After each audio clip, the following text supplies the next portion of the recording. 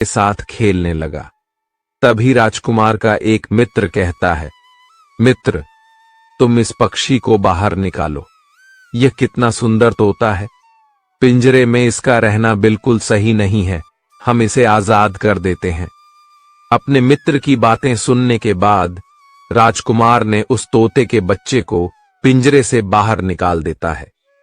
जैसे ही वह पिंजरा खोलता है, तोता का बच्चा आकाश में उड़ जाता है। धीरे धीरे यह बात राजा तक पहुंची कि आपके राजकुमार ने उस तोते को छोड़ दिया है। अब आपके प्राण बचाना बड़ा ही मुश्किल है। यह सुनकर राजा को बहुत गुस्सा आया। उन्होंने तुरंत राजकुमार को बुलाया और गुस्से में कहा, अरे नादान पुत्र, तूने उस तोते के बच्चे को क्यों छोड़ दिया? राजकुमार बहुत घबरा गया और बोला, पिताजी, मुझे क्या पता था कि वह उड़ जाएगा। मैं तो उसके साथ खेल रहा था। अपने पुत्र की बात सुनकर राजा को और भी गुस्सा आया। उन्होंने उसे नगर से निकालने का आदेश दे दिया। अब राजा के सैनिक राजकुमार को नगर की सीमा से बाहर छोड़ देते हैं। उधर वह तोते का बच्चा उड़कर अपने माता पिता के पास पहुंचता है और उन्हें सारी बात बताता है कि राजा के बेटे ने उसे आजाद कर दिया है। तोता और मैना ने जब अपने बच्चे को देखा तो कहा, पुत्र के बेटे ने तुम्हें तो आजाद कर दिया, लेकिन वह खुद संकट में फंस गया है। उसके दुष्ट पिता ने उसे नगर से बाहर निकाल दिया है। अब उसकी जिंदगी की जिम्मेदारी तुम्हारे ऊपर है। तुम जाओ और उसकी मदद करो। ही अनाज महंगे दामों में बिकने लगा है। सेठ का धंधा थोड़ा कम चलने लगा। उसे मुनाफा नहीं होता और धीरे धीरे वह गरीब होता जाता है। सेठ का पूरा धंधा बैठ जाता है। यह देखकर वह बहुत चिंतित और दुखी हो जाता है। एक दिन की बात है। सेठ अपने व्यापार की परेशानी से तंग आकर बगीचे में बैठा था। तभी भगवान कृष्ण, जो सन्यासी थे, वह वहां आते हैं और कहते हैं, सेठ जी, क्या बात है? आज आप कुछ परेशान लग रहे हैं। तब सेठ बताता है, हे संत महात्मा, मेरा व्यापार बहुत मंदा चल रहा है। मुनाफा बहुत कम हो गया है। नगर के बहुत से लोगों ने अनाज का धंधा शुरू कर दिया है, जिससे मेरा धंधा बैठता जा रहा है। भगवान कृष्ण, जो सन्यासी थे, सेठ की बातें सुनकर कहते हैं, सेठ जी, क्या आपने किसी को बताया था कि आप किस प्रकार अपना धन अर्जित करते हैं? किस प्रकार आप अपनी जीविका चलाते हैं? तब सेठ कहता है, हां संत महात्मा, मैंने अपनी पत्नी को सारी बात बताई थी। वह मुझसे पूछ रही थी कि आप इतना धन कैसे कमाते हैं। तब मैंने उसे बताया था कि मैं अनाज का व्यापार करके धन अर्जित करता हूं। अब सन्यासी को सारी बात समझ में आ जाती है। सन्यासी कहते हैं, सेठ जी, आपने बहुत बड़ी गलती कर दी है। आपको सेठानी जी से यह बातें नहीं करनी चाहिए थीं। आज मैं आपको एक कहानी सुनाता हूं और इस कहानी के माध्यम से भगवान कृष्ण थे, वह अपनी कहानी प्रारंभ करते हैं। सन्यासी कहते हैं, सेठ जी, एक समय की बात है। एक नगर में एक गरीब आदमी रहता था। वह इतना गरीब था कि अपने परिवार के लिए ठीक से भोजन भी नहीं जुटा पाता था। फिर सन्यासी कहते हैं, सेठ जी, गरीबी मनुष्य के लिए एक अपमानकारी दुख था। बिना धन के गृहस्थी और घर चलाना बहुत मुश्किल था। फिर सन्यासी आगे कहते हैं, सेठ जी, वह गरीब आदमी जैसे तैसे अपने घर वालों का पेट पाल रहा था। कभी उनको भोजन मिल जाता था तो कभी भूखे पेट ही सोना पड़ता था। एक दिन उस गरीब आदमी की पत्नी ने कहा, हमारे पास तो धन ही नहीं है। सुबह को खा ले तो शाम की उम्मीद नहीं है, शाम को खा ले तो सुबह की उम्मीद नहीं है। आखिर ऐसे कब तक चलेगा? मैं जैसे तैसे करके घर चला लूंगी, लेकिन आप धन कमाने के लिए परदेश चले जाइए। इस प्रकार से हमारे परिवार का गुजारा नहीं चलेगा। अगर हम कुछ नहीं करेंगे तो अपने बच्चों को कैसे पालेंगे? भूखे मरने से अच्छा है कि किसी की छोटी मोटी मजदूरी ही कर ले। अब पत्नी के बार बार कहने पर वह गरीब आदमी धन कमाने की आस ले दूर की यात्रा तय करके जा रहा था। बेचारा थक चुका था तो उसने देखा कि आगे एक छायादार बरगद का पेड़ है। उस पेड़ की लंबी लंबी शाखाएं थीं। उसकी जड़ें जमीन को छू रही थीं। शीतल छाया देखकर वह बेचारा गरीब आदमी उस पेड़ के नीचे बैठकर आराम करने लगा। सन्यासी आगे कहते हैं, वह गरीब आदमी वह बरगद के नीचे आराम से लेटा हुआ था। तभी उसने देखा कि कहीं से एक सांप आया और वह सांप उसी पेड़ पर चढ़ गया। गरीब आदमी उस सांप को गौर से देख रहा था। सोचने लगा कि यह सांप इस बरगद पर क्यों चढ़ रहा है और अब क्या करेगा। तभी उसने देखा कि उस पेड़ की डाल पर तोता और मैना का घोंसला था। घोंसले में तोता और मैना के बच्चे रखे हुए थे। सांप को देखकर तोता और मैना के बच्चे डर के मारे चिल्लाने लगे। वह गरीब आदमी देखते ही समझ गया कि यह दुष्ट सांप लगेगा। बच्चे तो बच्चे ही होते हैं, चाहे वे इंसान के हों या किसी पक्षी के। बच्चों की हमेशा रक्षा करनी चाहिए। उधर एक सर्प उन बच्चों के पास पहुंच जाता है। तभी वह गरीब आदमी उठता है और फटाफट बरगद के पेड़ पर चढ़ जाता है। उसने उस सर्प को मार गिराया और नीचे फेंक दिया। फिर उसी बरगद के नीचे आकर लेट गया। तोता और मैना के बच्चे अपनी रक्षा करने वाले उस गरीब आदमी को मन ही मन बहुत दुआएं देने लगे। उसी समय तोता और मैना अपने बच्चों के पास आते हैं।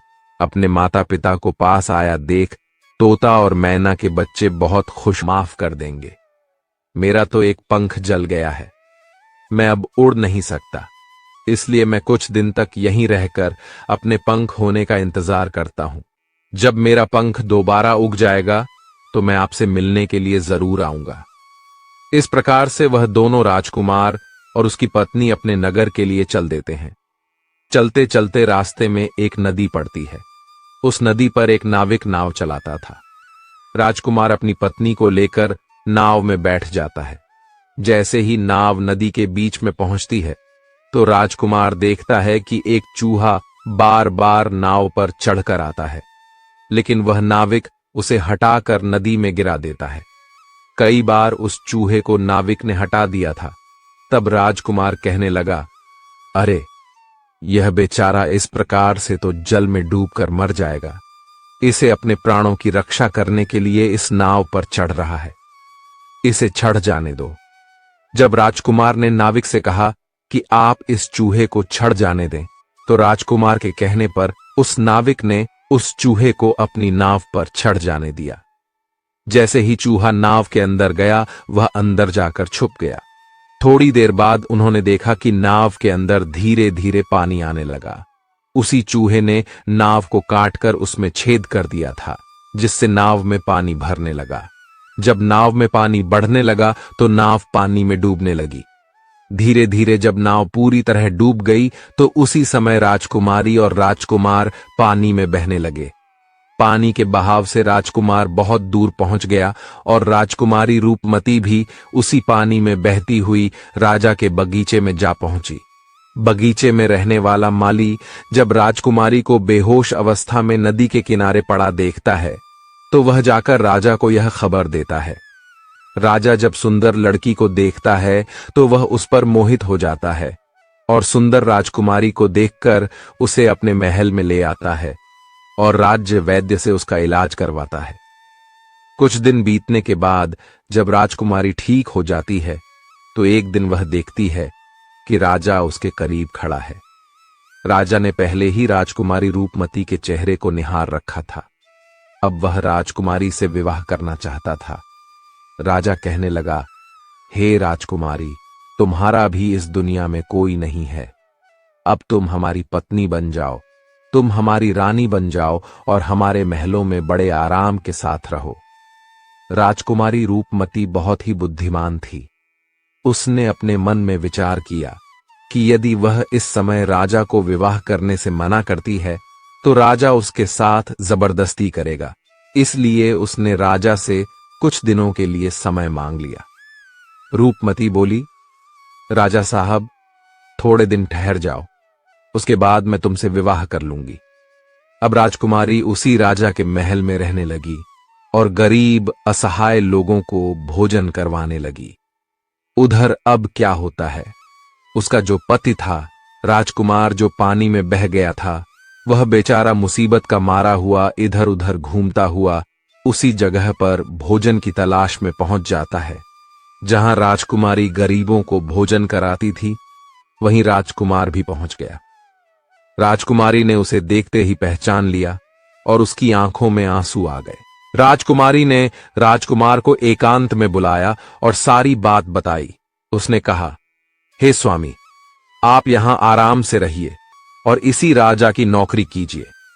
जब हमें मौका मिलेगा तब हम यहां से भाग चलेंगे। राजकुमार उसकी बात से सहमत हो गया और राजा का नौकर बनकर महल में रहने लगा। वह राजकुमारी रूपमती की सहायता करने लगा और गरीबों को भोजन परोसने लगा। लेकिन राजा को यह नहीं पता था कि राजकुमार उसका पति है। राजा तो उसे अपना नौकर समझता था। इस प्रकार राजकुमारी रूपमती राजकुमार के साथ पक्षियों को दाना चुगा थी। एक दिन वही तोता राजकुमारी के यहां दाना चुगने आया। अब उसके नए पंख निकल आए थे। जब उसने दाना चुगने आया तो राजकुमार और राजकुमारी को पहचान लिया।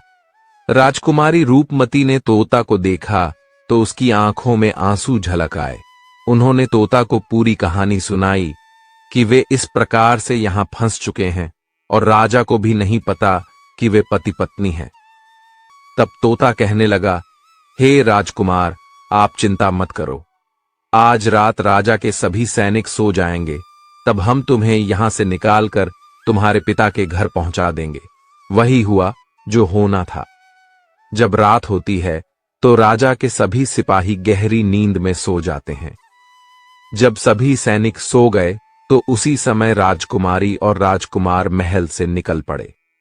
रात के अंधेरे में वे राजकुमार अपने पिता प्रताप सिंह के राज्य में पहुंच गया। राजकुमार अपनी पत्नी को साथ लेकर अपने पिता के पास पहुंचा। उन्हें देखकर राजकुमार का पिता बहुत प्रसन्न हुआ।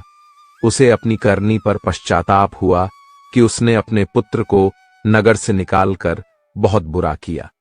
वह बार बार अपने पुत्र से क्षमा मांगता है। तब राजकुमार ने बताया, हे पिताजी, मेरी रक्षा उसी तोते ने की जिसे आप मारकर खाना चाहते थे। उसी ने मेरे प्राण बचाए हैं और मुझे शत्रुओं से छुटकारा दिलाया है। राजकुमार के मुख से तोते की बात सुनकर राजा बहुत प्रसन्न हुआ।